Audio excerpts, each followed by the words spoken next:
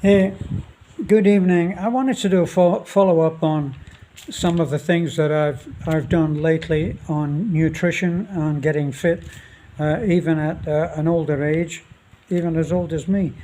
And before I do that, could I ask you to like, comment, or subscribe if you enjoy this kind of video, and if possible, share if you think that it would help someone else. So on with without any more waffling, onto the main part of waffling, which I do very well.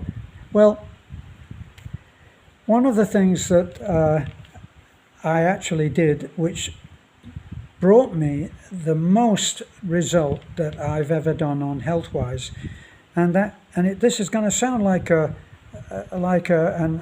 commercial for selling something, but in fact you will not see that band at the bottom of the page saying learn more, because I'm not selling anything, except the idea that perhaps you could be healthier than you really are right now, and you could do it fairly simply, but it requires a certain amount of discipline. And it brings me to the second book that I mentioned in the last video about books.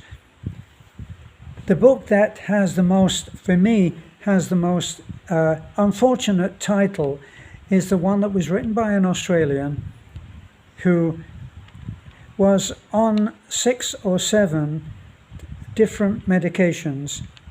He was quite a well-off kind of guy, successful in business, but that allowed him to indulge his excesses. So drinking, smoking, eating, he did it all, and he enjoyed it.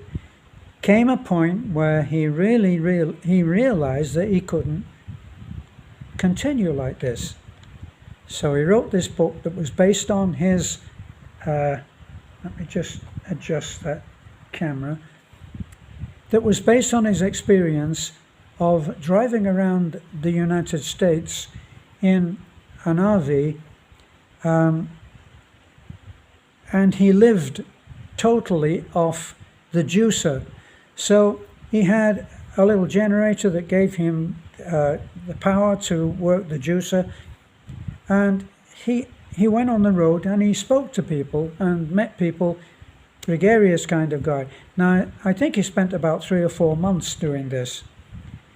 Now here's the bad part, is that he called the book true to his own experiences, and that was fat, sick, and nearly dead, which obviously you can only assume that was what his condition was when he decided that he better do something about it. But he went on the juicer. Now you've probably seen these really hyped up, overly produced ads where they advertise the juicer, and isn't it one of the most overworked phrases in the English language? This will change your life. Well, it did change his life, and he lost a great deal of weight. First of all, of course, he went to see his physician. When you're rich, you don't go to the doctors, do you? You go to see your physician. So he went to see his physician, and his physician says, well, you better do something about it, otherwise you're going to be terminally dead. So he went on this trek, and for I think either 3 or 4 months he lived on the juicer. Now during that time he met a lot of people. Some were converted by his way of living, because by that time he was starting to look very well. By the end of this, he had gotten off all of his medication, had lost a great deal of weight, and according to one of his employees, his secretary I think, she actually remarked that he was a lot sharper mentally than he had been before. So the main success story, apart from his, which was incredible, The main success story was that he met a truck driver that he struck up a conversation with. And the truck driver was very interested in this lifestyle that he was adopting, even if only temporarily. And the Aussie got him to share his lifestyle. Now, he was a truck driver in America. And you've seen those huge trucks that they drive in America that have a little living accommodation in the back where they actually live in those things.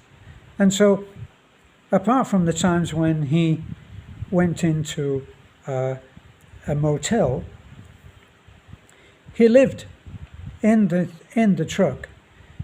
Of course, he didn't eat good food, and that was the good news. The good news of it was he didn't eat good food. The bad news was that he ate a lot of it. So he was up around 350 pounds, could barely walk from his truck to a motel room when he actually lived out. And he realized that he would have to do something, but when our Aussie friend, the author, told him what it would take, he said, I can't do it. I enjoy my junk food. I go to McDonald's, I go to this one, and I like to eat. The Aussie, because he had struck up a friendship, said, I'm going back to Australia soon, but if you ever need help, I'll help you. Well, a little while after arriving back in Australia and getting the congratulations of everybody who said how healthy he looked after his 3 months on the juicer, he got a call from this man who said, I really need your help. Were you really true on that?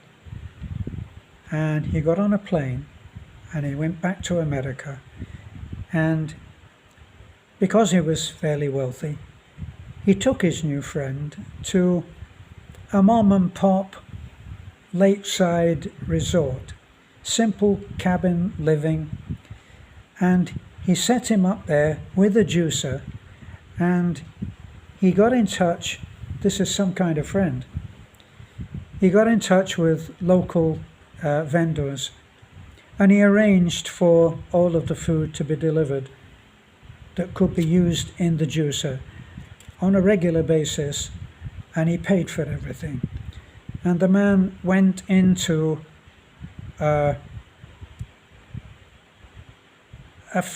almost a fasting. He lived, and it took some guts for him to do that, but he lived by the juicer. All fresh food, and all good food for him, under instruction from his new Aussie friend. So the Aussie stayed with him for a little while to make sure that he was going to be okay, and then he left him to it. Well, some months later, he got the success story given back to him that he had given to the truck driver. The truck driver had lost a terrific amount of weight, down to about 180. Going by memory, so work with me here. And he had quit his job as a truck driver, and he was giving talks about weight gain and weight loss and healthier living, and he was earning a living at that now.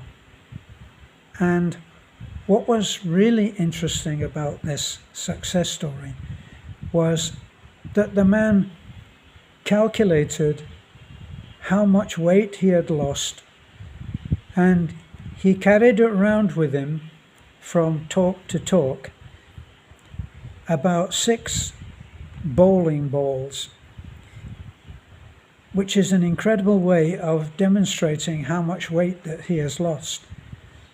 So when people asked him about his weight loss, he pointed to the row of bowling balls, and he said, this is what I was carrying around with me in terms of weight. And he was having great success talking to seniors and community clubs and all of this. And he was enjoying a much more fulfilling life and a much healthier life. So the book shows you a double success stories. There are other success stories where people were very close to having had strokes and heart attacks and stuff like that, and being brought to the very cusp of their mortality. And he helped them too, by demonstration. So, if you can ignore the title, Fat, Sick and Nearly Dead, and realize that maybe you could get something from that.